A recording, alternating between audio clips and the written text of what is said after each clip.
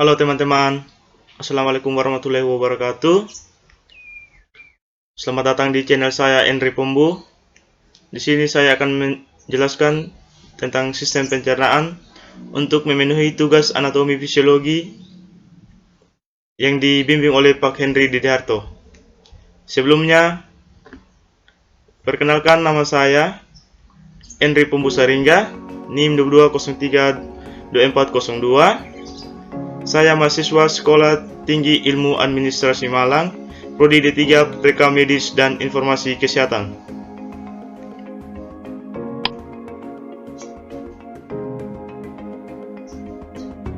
Sebelumnya kita harus ketahui apa itu sistem pencernaan. Sistem pencernaan atau sistem gastrointestinal terdiri dari organ-organ pencernaan yang dibagi menjadi dua kelompok utama, yaitu organ dalam saluran pencernaan dan organ pencernaan pelengkap. Saluran pencernaan atau disebut juga dengan saluran gastrointestinal adalah saluran yang memanjang dari mulut hingga ke anus. Saluran ini juga berfungsi untuk mencerna, memecah, dan menyerap zat gizi makanan untuk dikirimkan melalui peredaran darah. Kerja sistem pencernaan manusia dikendalikan oleh sistem saraf, peredaran darah, dan beragam hormon.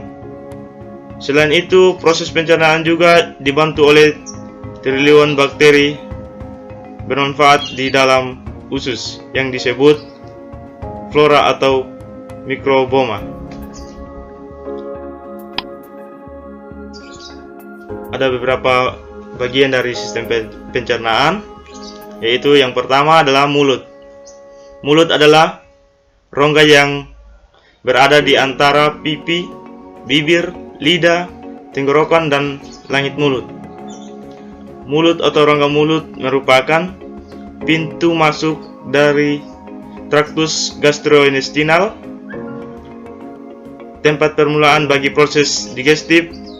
Mekanis yaitu dengan cara mastikasi, mengunyah, dan juga proses digestif kimiawi melalui enzim yang terdapat dalam salvia. Fungsi mulut. Mulut mempunyai fungsi, yaitu yang pertama, jalur bagi keluar masuknya udara, menjadi gerbang utama bagi makanan dan minuman untuk masuk ke dalam tubuh, berperan penting dalam menunjang aktivitas berbicara. Yang berikutnya adalah tenggorokan atau faring.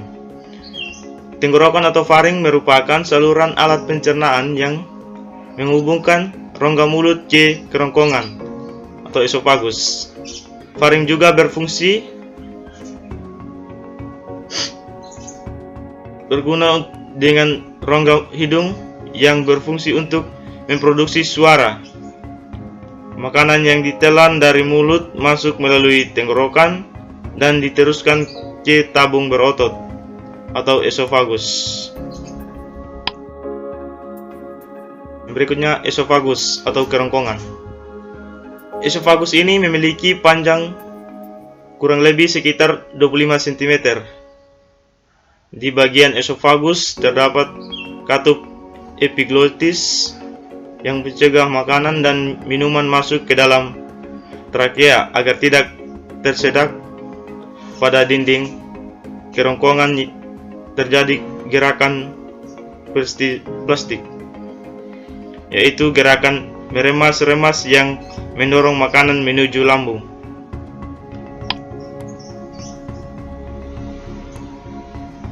Yang berikut, lambung. Lambung merupakan organ berbentuk seperti kantong yang terdiri dari dinding berotot. Di lambung terdiri sistem pencernaan mekanik di mana makanan dan minuman diremas dan diaduk menjadi bubur makanan atau kim oleh otot polos. Ada 3 bagian lambung yang penting, yaitu yang pertama adalah bagian atas kardia, bagian tengah fundus, bagian bawah pylorus. Di bagian lambung juga terdapat pencernaan kimiawi, di mana makanan dicerna oleh enzim dalam getah lambung yang dihasilkan oleh sel kelenjar dinding lambung.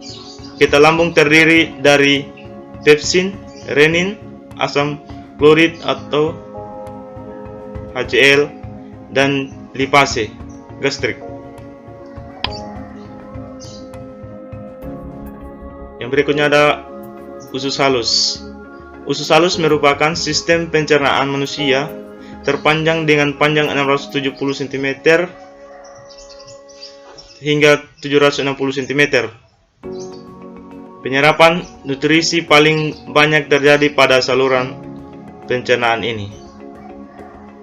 Usus halus juga terdiri dari 3 bagian penting, yaitu duodenum usus 12 jari, jejunum atau usus kosong, neum atau usus penyerapan. Yang berikutnya usus besar. Usus besar adalah organ pencernaan yang mengelilingi seluruh rongga perut. Organ yang disebut juga dengan kolon memanjang dari sektum, kantung yang menghubungkan ileum atau ujung usus kecil dengan kolon sampai ke anus. Usus halus merupakan bagian dari sistem pencernaan tubuh manusia. Organ ini juga memiliki peran penting untuk penyempurnaan proses pencernaan makanan. Dan kolon juga terdiri dari 4 lapisan, yaitu mukosa, submukosa, muscularis propria, serosa. Saat makanan yang sudah dicerna akan disimpan di rektum dan dieliminasikan melalui kanalis anal ke anus melalui gerakan peristaltik.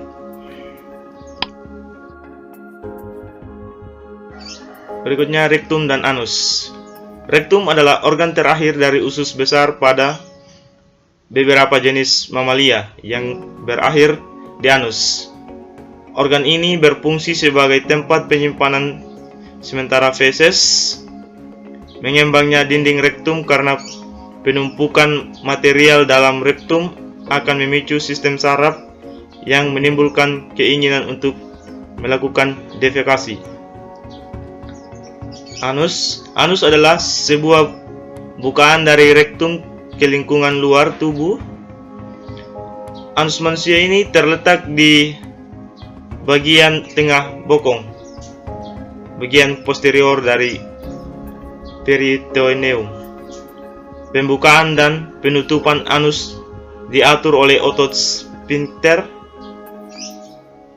dan itu juga terdapat 2 otot sphincter anal di sebelah dalam dan luar. Otot ini membantu menahan feses saat defekasi.